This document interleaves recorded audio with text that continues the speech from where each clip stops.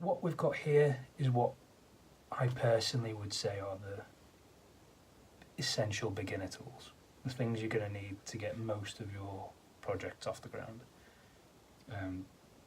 Everyone's going to have their own opinion, so this is just me. This is just my opinion. Feel free to leave comments in the comment section if you have other ideas, what should be included, shouldn't be included. It'd be interesting to read what you have to say.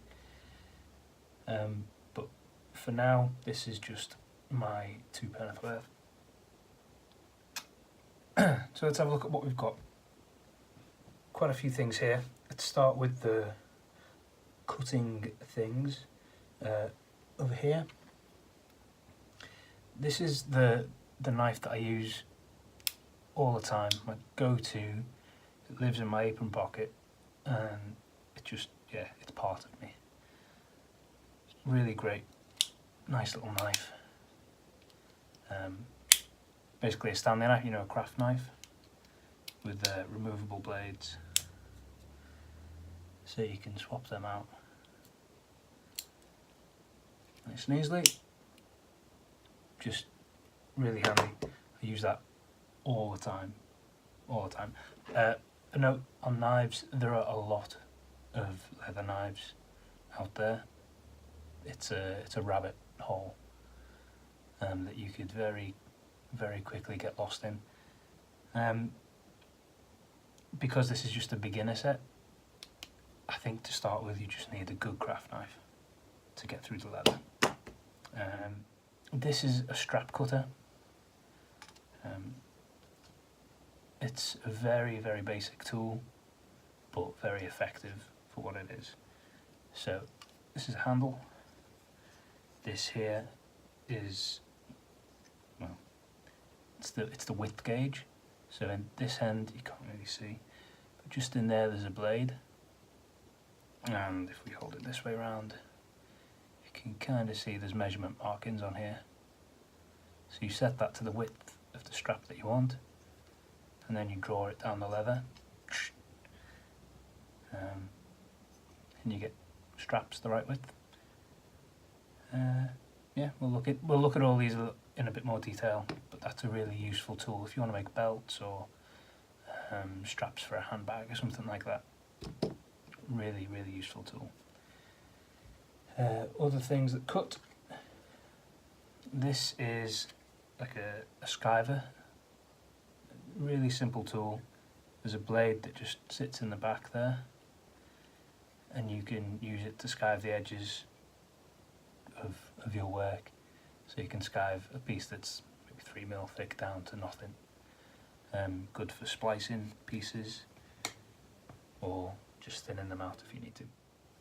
Banging tools. Everyone loves a good banging tool. This is my maul that I use. This is one of the Craft Tool Pro ones from Tandy. I really like the weight of it. For kind of generic punching holes, just hitting stuff normally. These are quite expensive, so as a beginner I would recommend something more like this. Not this. This is a rubber mallet that I started using, and it's too soft. I don't know if you can see here. See, it's chipped out on the edge. You can get like plastic mallets, poly mallets, I think they call them. They're a much denser plastic. They're far better for leather work. So either the poly mallets or rawhide is also good. They sell rawhide ones. And wooden mallets, really good for if you're getting started. They're pretty inexpensive and do the job really well. Those are the things that go bang. The pointy things, these are awls. This is like a scratch awl. It's literally just a sharp pointy thing. We'll use it for scratching outlines of patterns or marking holes, or just use this all the time. This is another go-to. It's always just arm's reach away. This is a little bit different. This is a diamond awl that you can use for making stitch holes in your leather. It's a diamond hole, not because it's got a diamond edge on it or anything, it's the shape of a diamond. It's literally, the cross section is a diamond. You see, where's the camera? Can we? I'm not sure that shows up, but trust me, that's what it is. These, what are these? These are stitching irons. So you use these to make your stitching holes.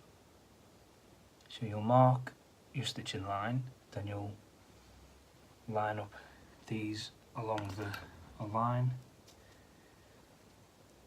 bang them, there's your stitching holes. Really simple. You can get them in different spacings. So these are 3.5mm, I think 7 TPI, SPI, 7 teeth per inch or 7 stitches per inch. It's about that. You can get them in different numbers, so you can go around corners using the 2 and the 1. You can kind of mark it and punch it and get around really tight corners. Well, there's the 4 for getting around slightly bigger corners.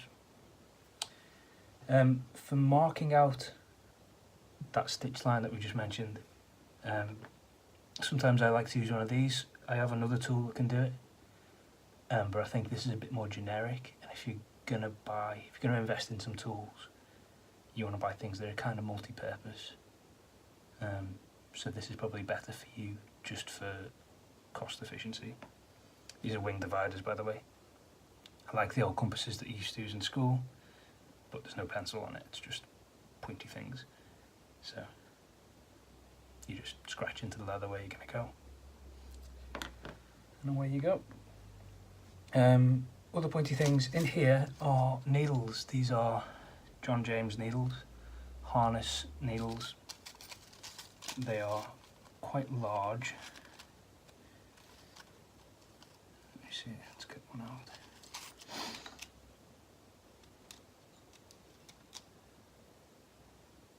So the harness needles, they're kind of unique in that they don't have pointed ends. I mean, they are pointed, but they're kind of rounded tips. Because when we're sewing our leather, we don't want to be making the hole with the needle. It's not like sewing fabric. The needle is not making the hole, it's just carrying the thread. These make the hole. We don't want those to deviate from it, so while it's in the leather, we don't want it to make its own path. So having a slightly blunted end means that it's just going to follow the hole that we've already made. While we're on sewing, thread. This is a waxed braided thread. This is tiger thread, for those of you that are interested. I believe it's German, I could be wrong. It's really great quality, lots of people like using this. Yeah, what does waxed braided mean? It means literally that the thread is braided, it's not just one piece or a bunch of pieces twisted like you would normally find. They're literally braided. I don't know what this does with my hands, but they're braided so it's stronger, it's not going to break as easily, and yeah, it's a lot nicer to sew with, and it's already waxed, so you don't have to wax it manually. A lot of thread, well, traditionally you would have to wax any cotton or hemp thread that you use to stiffen it up, but this is already done for you, so it's a lot more pleasant to use.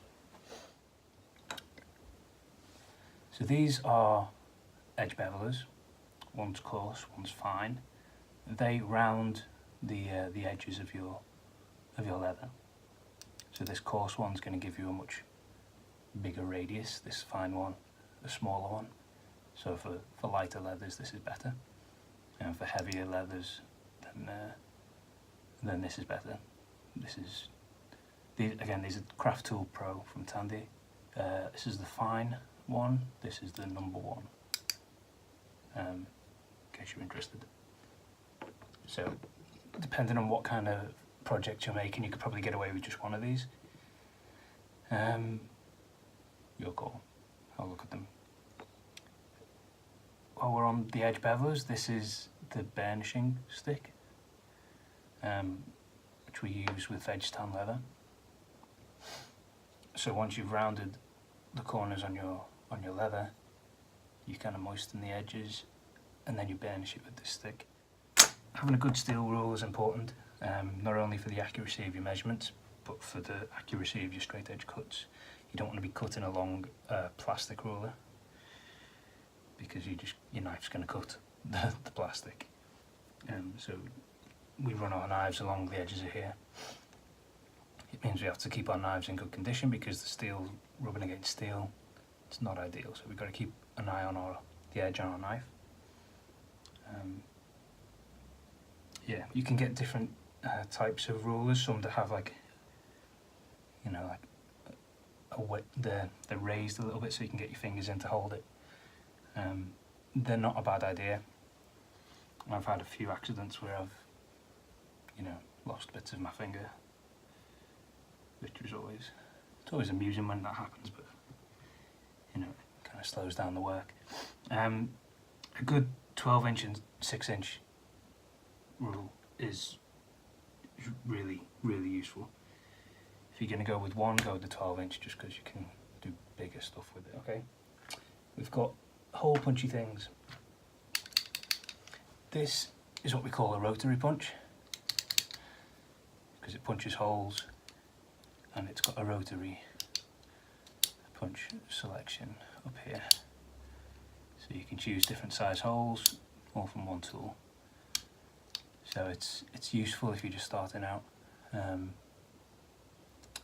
bit more to say on one of these, because they're not my favourite tool, but again, if you're just starting and you need something to make holes, this is probably your best all-round bet. Also, if you're wanting to make belts and such, which a lot of new leather crafters do want to do, it's a really great, easy project to make. I'd recommend the Crew Punch. A Crew Punch is these oblong hole punches. Now this is a 1-inch Crew Punch. They make life so much easier. They really, really do. There's an argument for just using one of these and making 2 round holes either end and joining it up with straight lines. That works perfectly well, but it takes a bit of practice to get it clean. But a good Crew Punch just makes things look really smart. So this is contact cement. Really, really useful. Yeah, just glue stuff together. It's good, it's solid, it holds things fast. You apply it to both sides, both pieces of leather. Let them kind of go dry and tacky, stick them together, they don't come apart.